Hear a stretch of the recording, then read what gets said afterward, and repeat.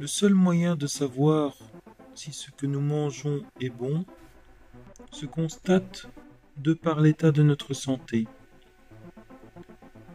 La première chose à vérifier est la quantité d'oligo-éléments essentiels au bon fonctionnement de notre organisme.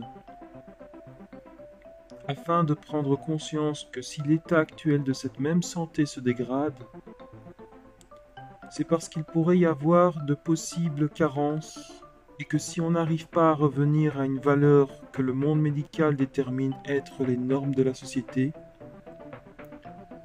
on pourrait se rendre automatiquement intolérant à certaines substances et se voir contracter des intoxications alimentaires, ce qui bloquerait dès lors notre régénération et augmenterait notre vulnérabilité. Présent en concentration adéquate, de manière naturelle,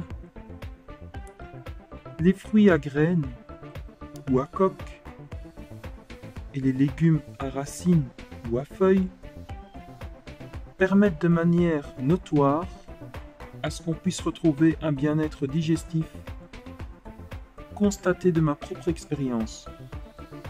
En plus de ça, ils sont capables de nous redonner un équilibre en oligo-éléments si on change complètement de fusil d'épaule à long terme. C'est-à-dire si vous faites les choix d'utiliser des produits entiers afin de les travailler vous-même et de cuisiner un plat haut en couleur. Les accommoder avec de l'eau et de l'huile vous permet de ressentir que ce bien-être digestif vous empêchera aussi d'avoir des problèmes au niveau des déchets dont votre corps n'a pas besoin. En termes de recettes maison, l'eau s'accommode super bien avec les fruits et l'huile avec les légumes.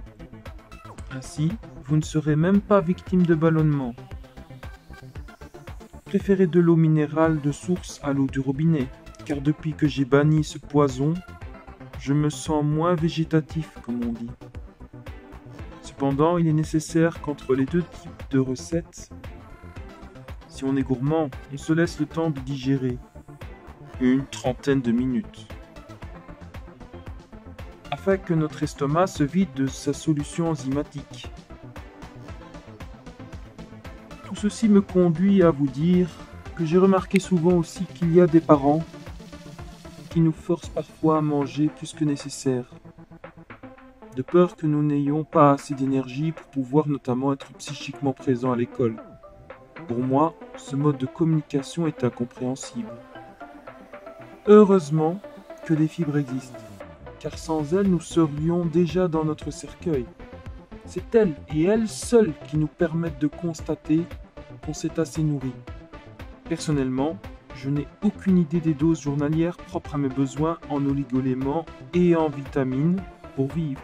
Et d'ailleurs, je n'ai aucunement confiance en des pourris qui participent à l'entretien du système et qui se basent sur des normes survivalistes.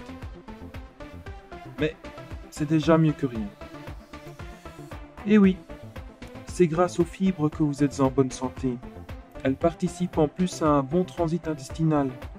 Et pour que vos problèmes de digestion ne soient plus qu'un mauvais souvenir, il est important que les deux types de recettes explicitées précédemment soient prises sur la même journée et de manière consécutive.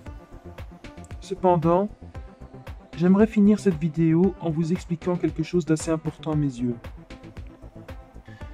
Il est vrai que je ne vous ai pas parlé de protéines animales. Normal, je suis végétarien. Il n'y a uniquement les œufs marqués d'un 0 qui me conviennent, car étant donné la connaissance de mon groupe sanguin qui est A+, mon sang est très acide. C'est pourquoi je le neutralise, afin de ne pas me rendre esclave du cancer. Je recommande dès lors à tous ceux qui ne connaissent pas encore leur groupe d'éviter au maximum la viande couleur sang, car si vous continuez à la manger, vous risquerez de finir avec un trou bâillant quelque part dans votre système digestif.